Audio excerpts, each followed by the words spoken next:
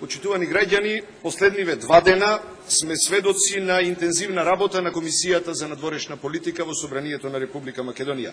И тоа е добро. Само пред неколку часа во составот на Комисијата, при експозето на Министерот за надворешни работи за сработеното во тековнава година, една од главните поенти беше дека треба да покажеме како држава заедништво, треба да направиме заедничка стратегија за најважните прашања со кои се соочуваат граѓаните на оваа држава. И сето тоа е одлично.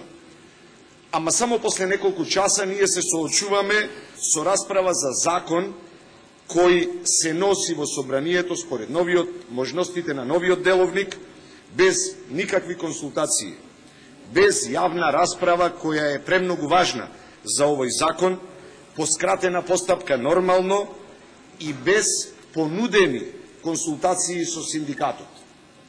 А тој синдикат зборува за темелна дискриминација која се случува преку овој закон. Прво би зборувал за 2 работи кои синдикатот ги напоменува како исклучително важни. Со воведувањето на посебни одредби за шеф на културно-информативен центар или друг вид, што со други зборови би подразбирало некакво приватно представништво, некои без никаква вина ќе бидат казнети со стекнување на дипломатско звање на ниво на советник, додека другите припадници, представници, членови на тоа представништво, ќе се стекнат со дипломатско звање прв секретар. Што се случува во исто време со професионалните работници во Министерството за надворешни работи.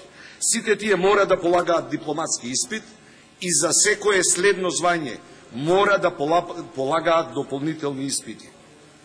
Ова тие го дефинираат како срамен облик на дискриминација.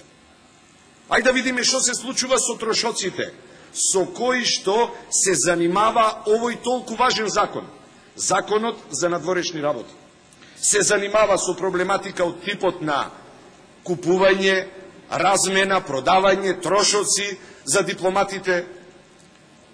И тоа вели вака, дека трошоците кои се предвидуваат за закуп или други трошоци на представниците во тие представништва не според критериумот на Министерството за надворешни работи, не соодветствуваат со реалните потреби и дека според новите измени надлежните органи можат да ги определат тие трошоци, што како клаузула не важи за професионалните дипломати кои се представници на Република Македонија во ДКП-ата или центрите за култура.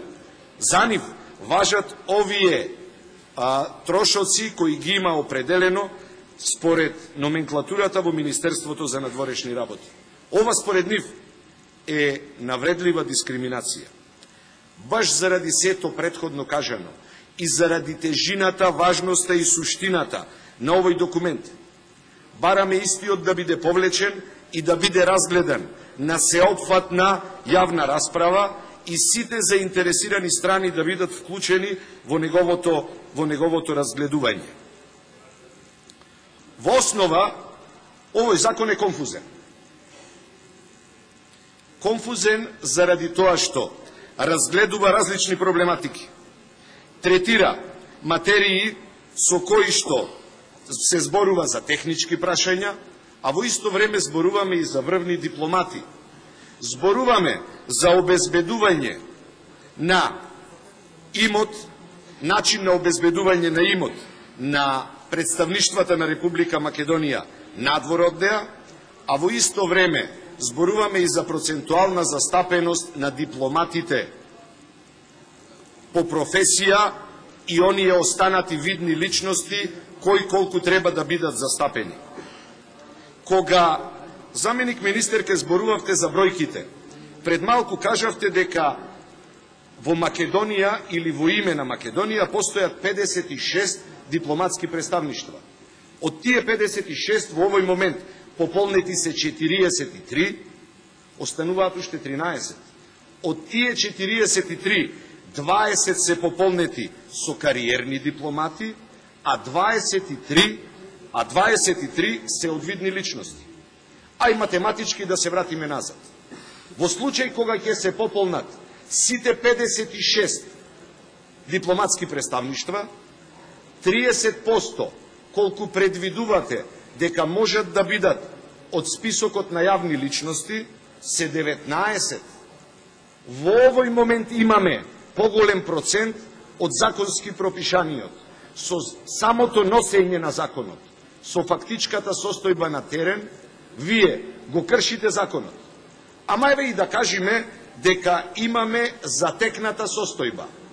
Да појаснам, 19, кое е 30% од 56, е помало од 23, која е фактичката состојба во овој момент. Моето прашање е следно. Водејќи сметка за аспирациите на владеачката гарнитура и желбата за згрижување и издомување на своји кадри, не сум убеден дека сите останати амбасадори, шефови на ДКП-ата кои ќе бидат поставени, дека ќе бидат од редот на кариерните дипломати. Што ќе се случи ако имаме поставување на шефови на дипломатско-конзуларните представништва кои не се од редот на кариерните дипломати? Пред малку бевме запознати дека желбата на функционирање на нашите дипломатско-конзуларни представништва не е само дипломатијата во својата основна форма, туку е и економската дипломатија, како многу важна. Дали таа економска дипломатија води сметка за нашите млади иселени деца? Премногу деца се иселени од Република Македонија и тие се вистинските и дипломати, и представници, и репрезенти на граѓаните на Република Македонија. Баш заради сето ова, досега кажано, бараме Министерството да го повлече овој закон и истиот да може да се разгледува на дебата од сите заинтересирани страни кои сметаат дека имаат што да кажат, а имаат многу што да кажат за оваа проблематика. Ви благодарам.